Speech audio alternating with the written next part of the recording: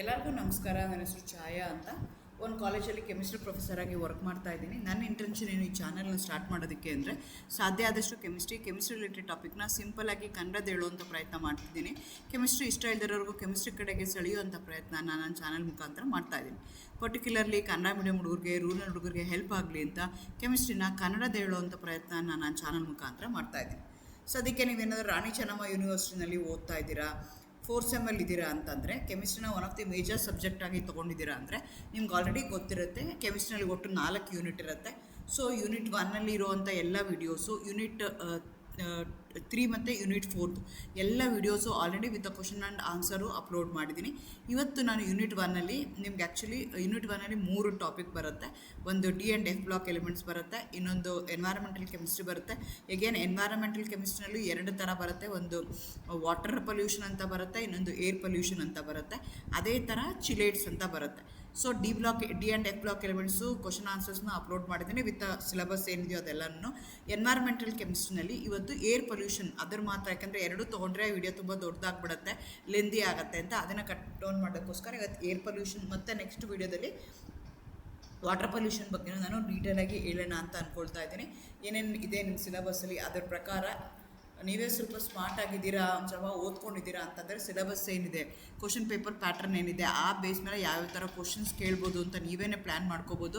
ನಿಮ್ಮ ಸಿಲೆಬಸ್ ಪ್ರಕಾರ 2 marks question ಕೇಳಬೇಕು, ಇಲ್ಲಾಂದರೆ 5 ಮಾರ್ಕ್ಸ್ ಕ್ವಶನ್ ಕೇಳಬೇಕು.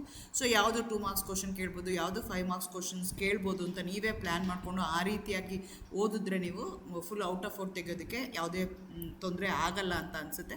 ವಿತ್ ದಟ್ ಇಂಟೆನ್ಷನ್ ಇವತ್ತು question and answer with environmental chemistry upload ಮಾಡೋಣ ಅಂತ ಅಂದ್ಕೊಳ್ತಾ ಇದ್ದೀನಿ. Again welcome to Kenchaya. ನನ್ನ ಚಾನಲ್ನ ಸಬ್ಸ್ಕ್ರೈಬ್ ಮಾಡಿ, ಸಪೋರ್ಟ್ ಮಾಡಿ. ಫಸ್ಟು 2 ಮಾರ್ಕ್ಸ್ ಕ್ವಶನ್ಸ್ ನೋಡ್ತಾ ಹೋಗೋಣ, ಆಮೇಲೆ 5 ಮಾರ್ಕ್ಸ್ ಕ್ವಶನ್ಸ್ನ ತೊಗೊಳ್ಳೋಣ. ಡಿಫೈನ್ ಏರ್ ಪೊಲ್ಯೂಷನ್ ಅಂತ ಕೇಳ್ತಾರೆ, ಅಥವಾ ವಾಟ್ ಈಸ್ ಏರ್ ಪೊಲ್ಯೂಷನ್ ಅಂತ ಕೇಳ್ತಾರೆ. Air pollution is the contamination of the atmosphere by the harmful gases, particulates or biological molecules that affect the health and environment. The pollutants which are present in the air which are going to affect the human health or the environment, those are called as air pollution.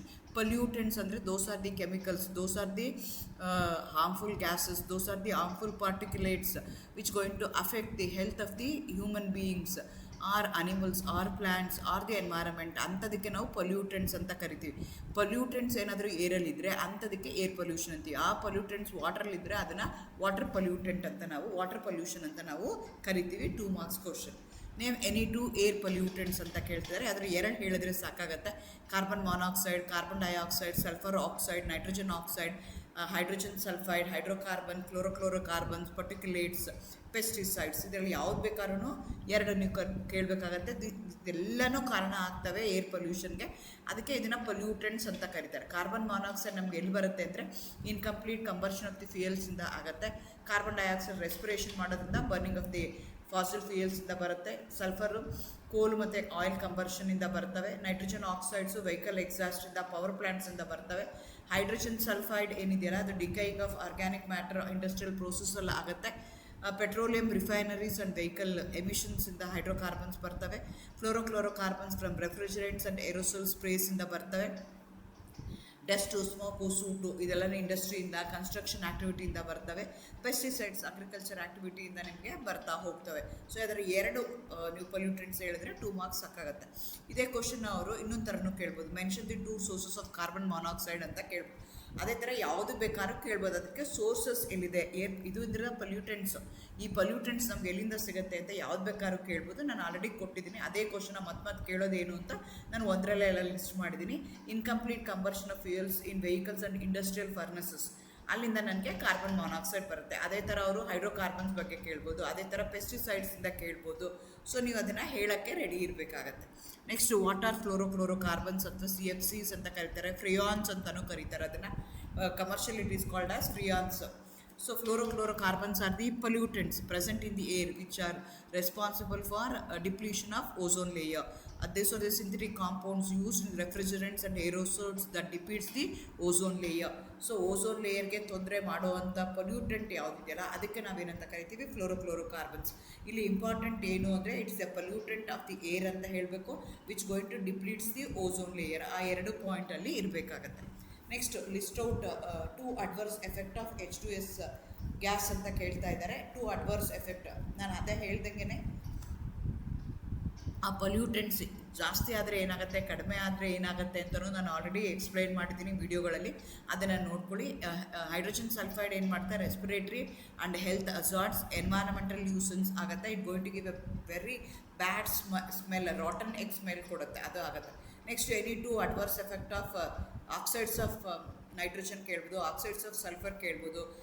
It's responsible for acid rain, stone ಲೆಪ್ರಸಿಗೆ ಅದು ಕಾರಣ ಆಗುತ್ತೆ. Respiratory irritation ಆಗುತ್ತೆ. ಅಥವಾ ನಾನು ಹೇಳ್ದಂಗೆ ನಿಮ್ಗೆ ಇರೋವಂಥ ಎಲ್ಲ ಪೊಲ್ಯೂಟೆಂಟ್ಸು ಈ ಥರ ಲಿಸ್ಟ್ ಮಾಡ್ಕೊಂಡು ನೀವು ಓದ್ಕೋಬೋದು, ಯಾವುದರಿಂದ ಅದಕ್ಕೆ ಅಡ್ವರ್ಸ್ ಎಫೆಕ್ಟ್ ಏನಾಗುತ್ತೆ. ಸೊ ಇದೇ ಪೊಲ್ಯೂಟೆಂಟ್ಸ್ ಇದೆ ಮತ್ತು ಅದರಿಂದ ಅಡ್ವರ್ಸ್ ಎಫೆಕ್ಟ್ ಯಾವುದಿದೆ. ಸೊ ನಿಮ್ಮ ಸಿಲೆಬಸ್ಸಲ್ಲಿ ಇದನ್ನು ಈ ಗ್ಯಾಸ್ಗಳೆಲ್ಲ ಅವರೇ ಮೆನ್ಷನ್ ಮಾಡಿದ್ದಾರೆ.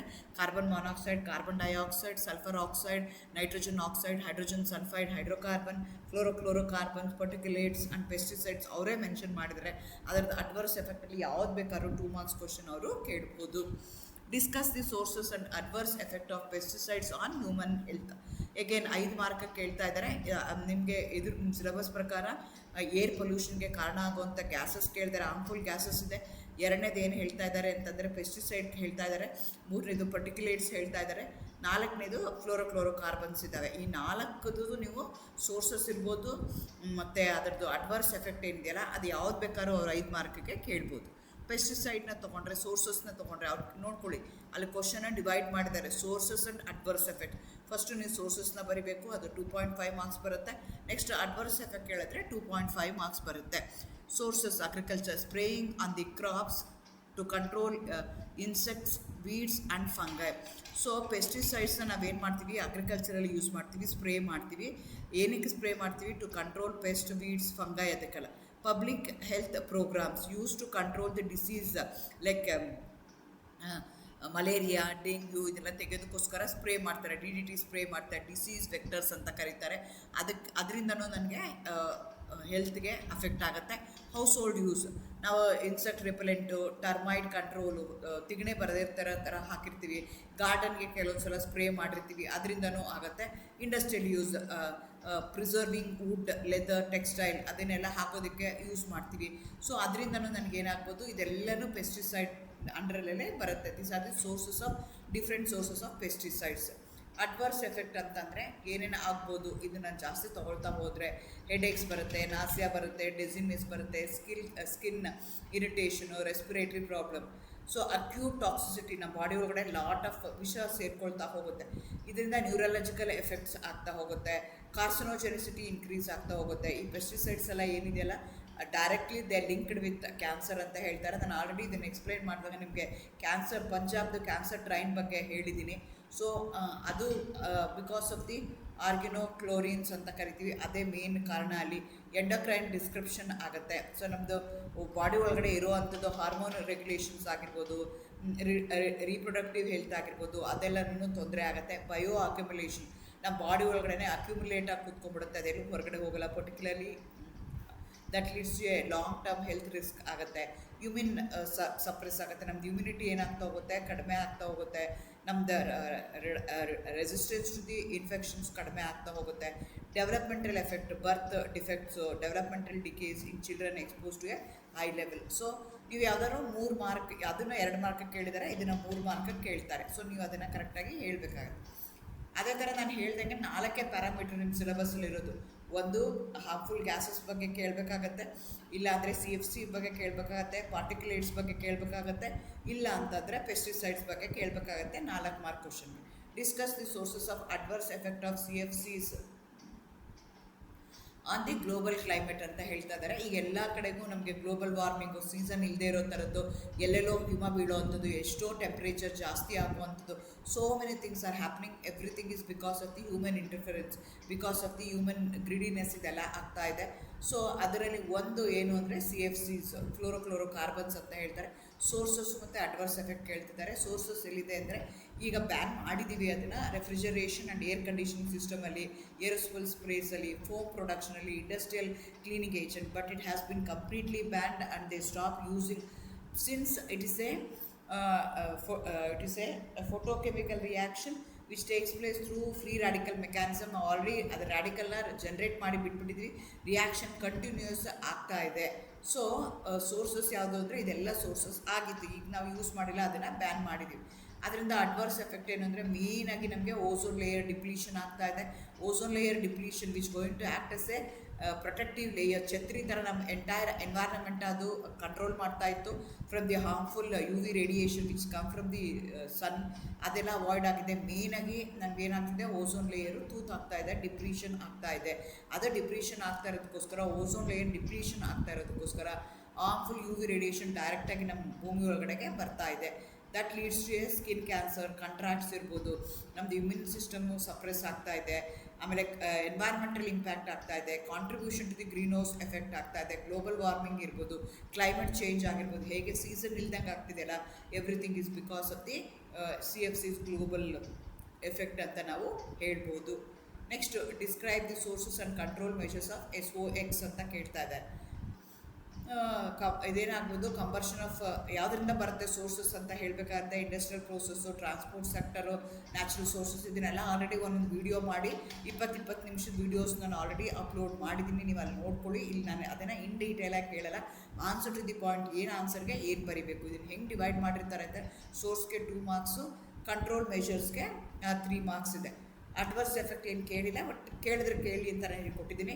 ಆ್ಯಸಿಡ್ ರೈನ್ ಇದೆ, ಸ್ಟೋನ್ ಲೆಪ್ರಸಿ ಅಂತ ವರ್ಡ್ ಯೂಸ್ ಮಾಡ್ತೀವಿ, ರೆಸ್ಪಿರೇಟರಿ ಪ್ರಾಬ್ಲಮ್ ಬರುತ್ತೆ, ರೆಡ್ಯೂಸಸ್ ವಿಸಿಬಿಲಿಟಿ, ಕರೋಡ್ಸ್ ಮೆಟಲ್, ಇದೆಲ್ಲನೂ ಆಗುತ್ತೆ. ಅದೇ ಥರ ನೀವು NOx ತೊಗೊಂಡ್ರು ಅದನ್ನು 2 ಮಾರ್ಕ್ಸ್ ಕೇಳ್ತಾರೆ. ಕಂಟ್ರೋಲ್ ಮೆಷರ್ಸ್ SOx ಹೆಂಗೆ ಮಾಡ್ಬೋದು ಅಂದರೆ ಫ್ಯೂಯಲ್ ಡಿಸಲ್ಫರೈಸೇಷನ್ ಮಾಡ್ಕೋಬೋದು, ಫ್ಲೂ ಗ್ಯಾಸ್ ಡಿಸಲ್ಫರೈಸೇಷನ್ ಅಂತಾರೆ, ಕೆಟಲಿಟಿಕ್ ಕನ್ವರ್ಟರ್ ಯೂಸ್ ಮಾಡಬೇಕು, alternative energy sources, regulation and monitoring, strict rules and regulation ತರೋದ್ರಿಂದನೂ ನಾವು ಇದನ್ನೆಲ್ಲನೂ ಕಂಟ್ರೋಲ್ ಮಾಡ್ಬೋದು. So photochemical smog, acid rain, respiratory problem, ಇವೆಲ್ಲ ಬರುತ್ತೆ. ಇದನ್ನು ಹೆಂಗೆ ಕಂಟ್ರೋಲ್ ಮಾಡೋದು ಅನ್ನೋದಕ್ಕೂ ಇಲ್ಲಿ ಎಷ್ಟೊಂದಿದ್ದಾವೆ, ನೀವು ನೋಡ್ಕೋಬೇಕಾಗತ್ತೆ. Next, discuss the adverse effect of pesticides and hydrocarbons ಅಂತ ಕೇಳ್ತಾ ಇದ್ದಾರೆ. ಪೆಸ್ಟಿಸೈಡ್ ನಾನು ಆಲ್ರೆಡಿ ಎಕ್ಸ್ಪ್ಲೈನ್ ಮಾಡ್ತೀನಿ, ಅದನ್ನು ನೋಡ್ಕೊಳ್ಳಿ. ಅಡ್ವರ್ಸ್ ಎಫೆಕ್ಟ್ ಆಫ್ ಹೈಡ್ರೋಕಾರ್ಬನ್ಸ್ ಏನು ಬರುತ್ತೆ ಅದನ್ನು ನೀವು ಇಲ್ಲಿ ನೋಡಿಕೊಂಡು ಅದ್ರ ಪ್ರಕಾರ ಎಕ್ಸ್ಪ್ಲೈನ್ ಮಾಡಬೇಕಾಗುತ್ತೆ. ಅದೇ ಥರ explain the particulate pollution and its control ಅಂತ ಕೇಳ್ತಿದ್ದಾರೆ. ಸೊ ಅದಕ್ಕೆ ಸೋರ್ಸಸ್ ಏನಾಗುತ್ತೆ, ಅಡ್ವರ್ಸ್ ಎಫೆಕ್ಟ್ ಏನಾಗುತ್ತೆ, ಕಂಟ್ರೋಲ್ ಮೆಷರ್ ಏನಾಗುತ್ತೆ, ಅದನ್ನು ನೀವು ಇನ್ ಡೀಟೇಲಾಗಿ ಓದ್ಕೊಂಡು ತಿಳ್ಕೊಟ್ರೆ ಈಸಿಯಾಗಿ ಮಾಡ್ಬೋದು. Next, if you have any doubts, question, comment below, like, share and subscribe for more such organic chemistry videos. Next I am going to upload on question and answers on water pollution. Thank you, all the best.